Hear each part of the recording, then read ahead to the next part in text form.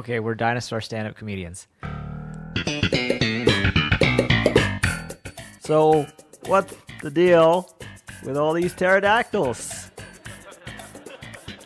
Flight? What's that about, huh? Yeah, now the thing about Triceratops is that they always cash their chips before they even play their cards. You're laughing. You know what you're talking. Some dinos like a lady with a lot of legs, right? Like you got your T-Rex, you got a lot of leg. Okay, I like my dino ladies with a lot of neck. I'm talking Brontosaurus, baby. Okay, so I was stomping around the savannah the other day. Spin is extinct. Hey, man, I don't come to your subterranean cavern system and shit where you work.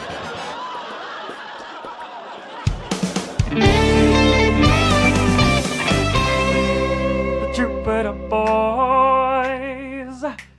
Is it recording? Hello, everybody, and welcome to the Jupiter Boys. My name is Jim Jupiter. And I like that was so funky that Jim couldn't even interrupt it. I had to jump. I had to jump on the mixing board. Yeah. To control the levels of that. I was riding that like a pony. Yeah, my voice is too powerful for me to control, for me to contain. So I often peak the microphone, and it's absurdly loud. My voice is absurdly loud, and it's gotten me into trouble 9 out of 10 times. So that's my struggle.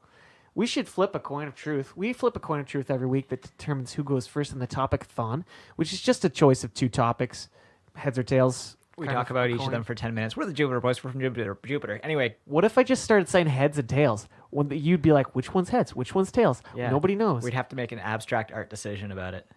Yeah, we'd have to examine. Which side? Yellow, please. It's the yellow side. Yellow. Okay, Quinn, you have 10 minutes. Go now. Okay. Mine is a little bit of...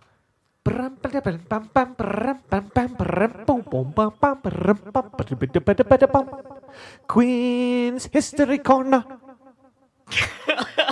Very tried to create crazy, weird effects on that Quinn's History Corner intro, but we can move past it. We can move past it. Okay. That's just the beginning. Oh, okay. So the first one, I'm gonna butcher the names just right off the bat.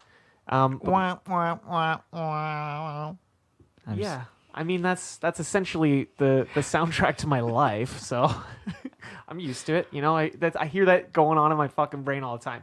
So my segment today on Quiz History Corner is a segment that I'm probably gonna keep bringing back from time to time. It is badass women of history. Okay. So the first one is Maria Vasilevna Otkabraskaya, which is, I butchered that so hard. She was a Soviet tank driver and mechanic who fought in the Eastern Front against Nazi Germany. After her husband was killed fighting in 1941, she sold her possessions to donate a tank for the war effort and requested that she be able to drive it. And she just kicked ass. Driving a tank around? Yeah. That's sick, man. It's dope. All those Soviets. I mean, like it's sort of like you argue there, like yeah, but she's still badass. You know, True. she belongs to the Red Army, but she's still badass. She was fighting Nazis just like us. You know. Yeah, it's true. Margaret Hellfield was a director of software engineering for NASA's Apollo space program. She handwrote the mathematical sequence that allowed the mission to be successful. They say she was so accurate they would get her to double check once computers started doing it for other scientists. Can you name her again? Margaret Highfield? Yeah, Margaret Hayfield or Highfield. And she was a computer programmer for Apollo? Yeah. Yeah, I've seen a picture of this lady. It's dope. It's like a picture, and it's like the book is like as tall as her. Yeah, that's like her program. Like she literally wrote that. So awesome. Yeah, it's pretty badass. And I've got some more because I'm just gonna kind of because you got like 8 minutes left. I of know. This. I'm aware of how much time I've left. We can comment longer on each of these if you'd like. Okay. You're sort of flying past these. I am, but so yeah, those two women are pretty badass too. Yeah. Kutilan was a Mongolian warrior princess, and she was so fucking good with a bow and arrow, right? She's fucking good. so fucking good. She was not only his devastating cavalry woman, one of the greatest wrestlers the Mongols had ever seen. She was tight at wrestling. She was just a badass, She like, was big lady. She was WWE before WWE existed. She was like the Rock of Mongolian ladies. So, anyways, she single-handedly fought her uncle, who was in the opposing army, who was like apparently like one of the most powerful armies in the world, right? Okay. She fights her uncle. She beats him. Then her parents are like, "You got to get married. You got to get married. You got to find a husband." So she's just like, "No, anybody who can beat me in wrestling Damn. gets to be my husband," right? And This is like an episode of Game of Thrones right now. it's dope as hell. So, anyways, nobody could beat her, but she like really took a shine to this one guy, and she just kicked his ass. And then afterwards, she was like, "Yeah, I'll marry you, whatever." So she just wanted to wrestle dudes until she found one where she was like, I want to be in you. Yeah, she was just like, "Yeah, I'll put you in my pocket." Whatever. I can handle you. You're cute. There's another. It says more women who fought. This is off a website, pri.org. This is where I'm citing my stuff. Good, because it Boudica- might be wrong, and so you have to like blame somebody. Yeah, exactly. Boudica was the original Braveheart. She led her tribe in British Celts. Oh, that's dope. Against Romans. So she fought against the Romans. With a bunch of dudes. Yeah, I guess. And ladies. And ladies, probably. I mean, yeah, I'd imagine there are quite a few ladies too. Well, if she's leading, then there's probably some ladies in there. Exactly. Oh. That one's pretty cool. Okay. This woman's pretty cool. Sokoto Caliphate, the area of northern Caliphate? Nigeria. Caliphate. Yeah, is it Caliphate? I think so. It's an area of northern Nigeria where Nana Asmu founded her network of women teachers. Okay. Yeah. Cool. Yeah. That's badass. That's pretty much it. She founded an organization for women. That's cool. Yeah. So this is a revolutionary. She's Colombian. Her name is Policarpa Salaverieta. Oh, that was good.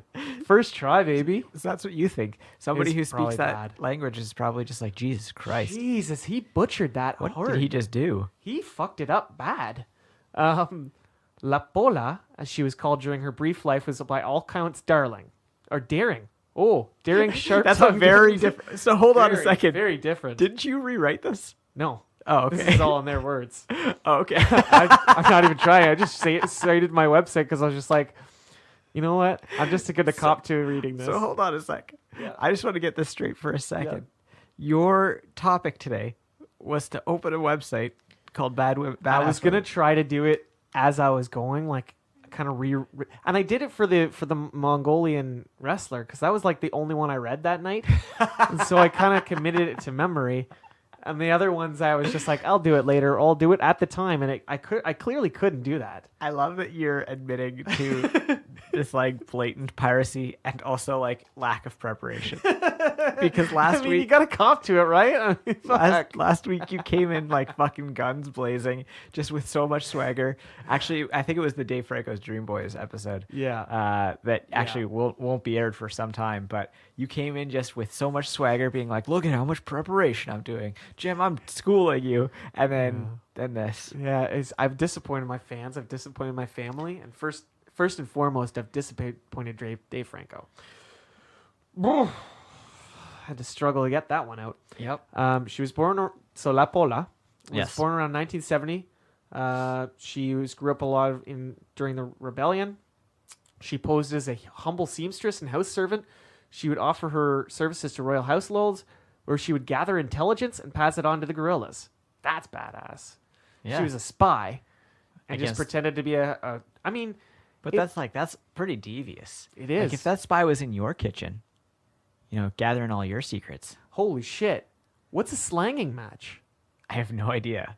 Okay, so she was eventually discovered, and soldiers came to take her, which slanging match. Well, one of her comrades slipped away to burn incriminating letters.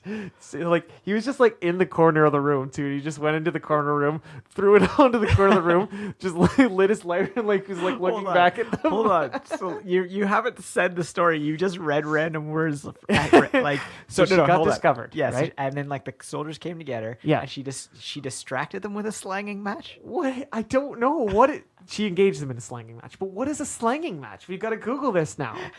Can you Google what a slanging match is? Yes, I will. Because that's awesome. Whatever it is.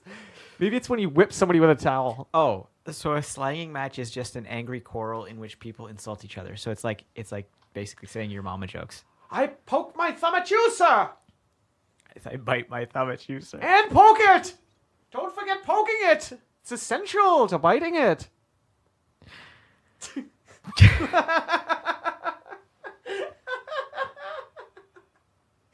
Oh shit. Okay. Ching Si. Oh, I did that bad. I'm gonna just roll it back.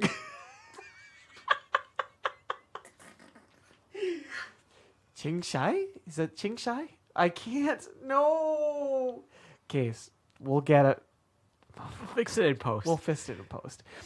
Oh shit. Just Nobody Ching- knows where. Jesus. Nobody knows where this Chinese pirate is from. Oh, I know about this. This is like When- the pirate queen. They don't even know her real name. She burst into the public at the start of this 19th century, and she first appeared at 1801 when she was a prostitute.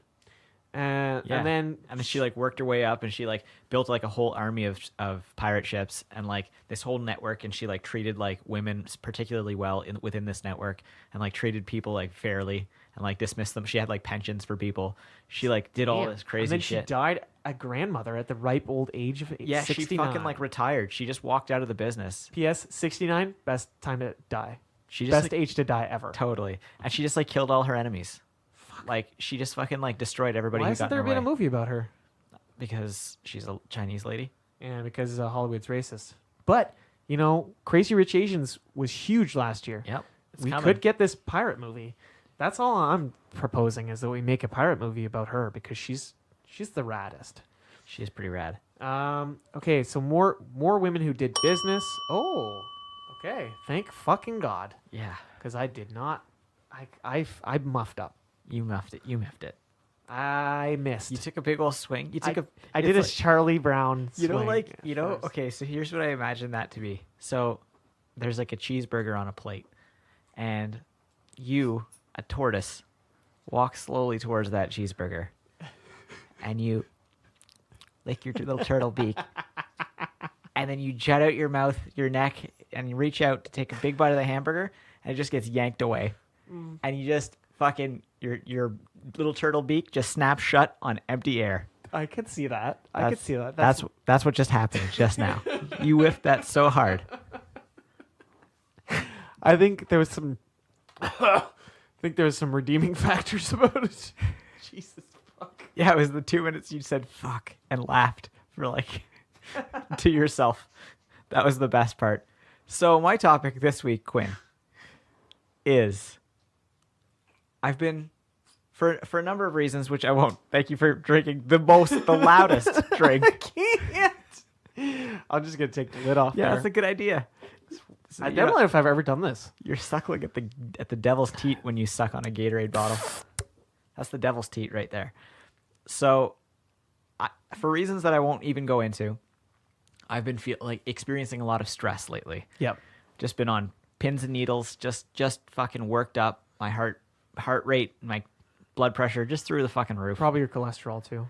You Probably. just probably get Everything- so stressed that you're all eating my- rough. All my estrogens, my other hormones, they're all up. They're all ranking high. And basically, I want to talk about ways this week that we can de-stress ourselves. Okay. And like there's the classic ways, but I think we need to like up it. And I don't mean just like taking like a shit ton of drugs, because that's not really de-stressing No. yourself, right? It's just Like, kind of numbing yourself. a little exactly. bit, right? It's sort of like delaying the thing. So my first thought, obviously, was a coma. Okay. Because like that is like the ultimate rest period, right? It's true. But Like have to be a very well monitored coma. Exactly. It would have to be like a very strictly controlled coma. Yeah. But what I realized for that is that that's not really relaxation either. No. That's just unconsciousness because you don't remember that, you don't experience that, and you need to have the experience. So I'm gonna throw out like a movie that I'm surprised hasn't been done, but I'm going to throw out an idea of like a SuperSpa, right? So this motherfucker is like hold on. I'm just seeing the poster right now. It's SuperSpa. It's in like cursive gold lettering. Is Queen Latifah starring in this movie? No. Wow, you said that like really firmly. Like no, but she's not starring in it. But she might star in the sequel. Okay, Super Spy 2. The spa who the spa who shagged. Super Spa 2. The spa who shagged.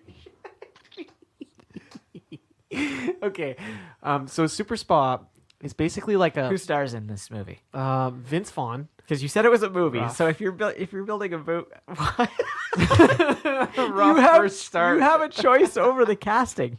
Okay, Vince Vaughn is out. Owen Wilson is in. Okay, Wes Anderson's directing. Okay, of course. So it's starting to look like the hotel, either the Hotel Chevalier or the Grand Budapest Hotel in my head. Both have boobies in them, you know, so that's pretty cool. So Super Spa is like a fucking marathon spa, right? So they all have to relax and get as de-stressed as they can get, and the most relaxed person wins like the spa or something. Okay, and so they're trying to get to the ultimate state of Zen relaxation. Yes, and it's like a competition. Right, but they're also trying to like fuck with each other's mentality, like trying to like. So that sounds, they dig dirt on it. That sounds horrifying. Oh yeah, they dig dirt on each other and like try to get the most relaxed as they can get. It's like a rat race, you know? It's like Rat Race. Yeah, but Rat Race was a race to a prize. This is like to try to like relax yourself. You own the spa afterwards. Okay. Haven't you ever wanted to own a spa? A super spa? Haven't you wanted one as a spa? Oh. That's the original score. Who's that by? That's Randy Newman. Haven't you always wanted a... No, I didn't. Randy Newman went off the rails. Haven't you wanted a spa? Oh! That was weird. Both of our Randy Newmans were so bad. Our Randy Newman.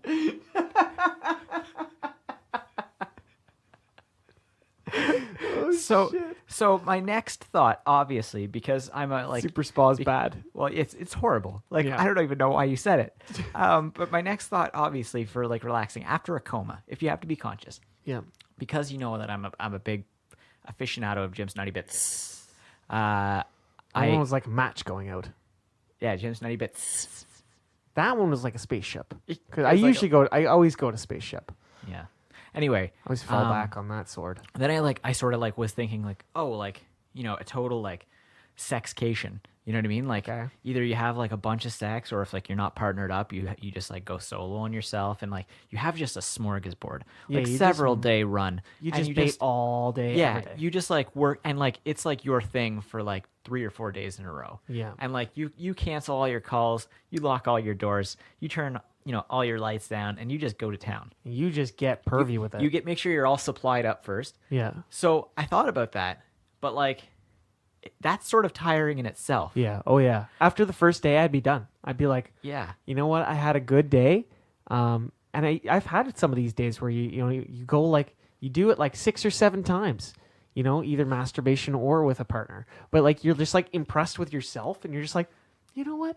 I'm satisfied, even if I don't have sex for another like 2 weeks. So here's what I was thinking, and then I was thinking like going the routine spa route where you get like massages and like sort of just like the whole treatment, the whole shebang. So here's what I was thinking. Literally, you combo these. Oh, okay. I like this idea. So you have like one day that's just a bait day, and like you like whatever you've got going on. You may even have like people doing the old rezub and tazug. We're not going to judge. Yeah. You got this whole thing going on this whole day. Yeah. And then after this, you're tired, so you go into a coma for like 3 days. And you're like, they just like feed you, like pump you full of nutrients and hydration. So they Captain America. Yeah. They put some vitamins in you. They put all the good shit in you. You're jacked. You turn into Chris Evans, not the weird skinny Chris Evans. Well, I actually really liked. I liked he was Riley's. so endearing. He's so good. Yeah. And then when he jumps on that grenade, are you kidding me? He looks like our brother-in-law. He And does. He really does. yeah, he's It's true, man. skinny, long little pokey dude. Just much like me. I'm skinny, True. long, and pokey. I am also a skinny, pokey dude, although I've gotten softer in the middle. But that's That's your time, baby. That's That's love. time. That's love right there. It's my love reserve. That's a labor of love. I didn't really have to labor on it. It just sort of happened. If anything, you didn't labor. Yeah, That's exactly. what I didn't caused labor it. enough. It's a labor of absence. It's a labor of neglect. It's a love of neglect. I don't know what we're even saying anymore. So you go into a coma for like 3 days. Right. I'm not gonna say they put super serum in you, but If they do have super serum, I mean, like, probably ask specifically. well, yeah, Quinn. Obviously, if they have super serum, you ask for super serum. But what it? Oh! What if the super serum only lasts for like a couple hours, dog? That I could work with. Okay. I could work with that too. A So- couple hours of super serum, boom. Yeah, that's but- the next step. But like according to law, you have to stay in the spa Right. because like they can't have you just running out into the street with super serum on. And they've got fucking targets. They've got like Yeah. Oh, they've got And like they- a whole obstacle course. they set do a up. portfolio on you and get your like who you've had feuds with and put faces up there. You're just like, you know what? Fireball that motherfucker. Yeah, totally. Where like you can cater the secret serum that you want to get injected into yourself.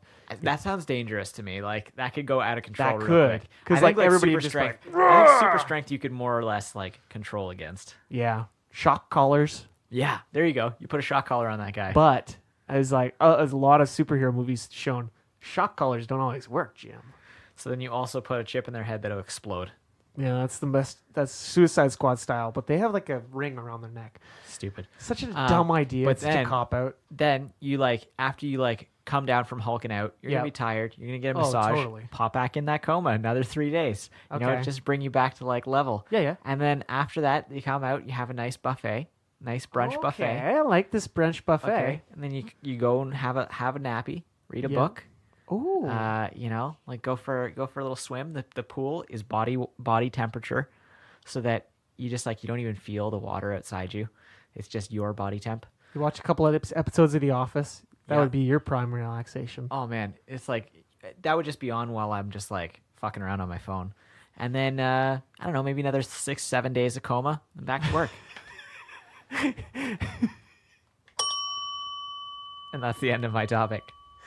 6-7 days of coma. That's the 310 to Yuma sequel. 6-7 days to coma. Tacoma. So I've been Jim Jupiter. Oh, and I've been Quinn swallow Jupiter. Quinn was taking a big old swig of Gatorade. Big old swallow. Big I ol' thought I had more time, but Jim was like, I'm Jim Jupiter. Big old swig of the Gator's piss. That good sweat juice. So we're the Jupiter Boys, and we did that thing that you just heard. If you liked it, you could go ahead and like and rate it and subscribe to it. Yep. Leave comments. Yep. And maybe follow us on Twitter. I'm at the Jupiter Boys. I'm Matt Quinn. Jupiter. That was hard to read here. I'm at Quinn Jupiter. Yeah, so that's QUINN Jupiter. Yeah. Don't forget that extra N. You can go to thejupiterboys.com. That's got every episode. It's also got like our store link, and like you can buy merch from our store. And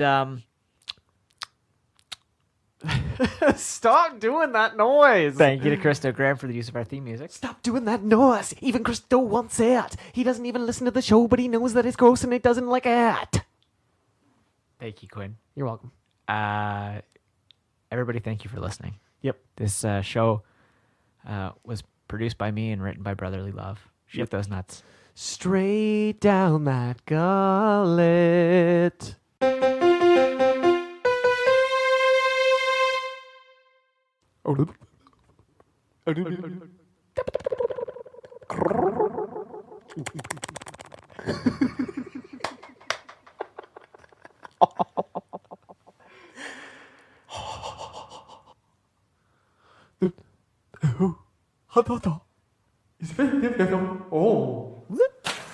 Rodolph Shark.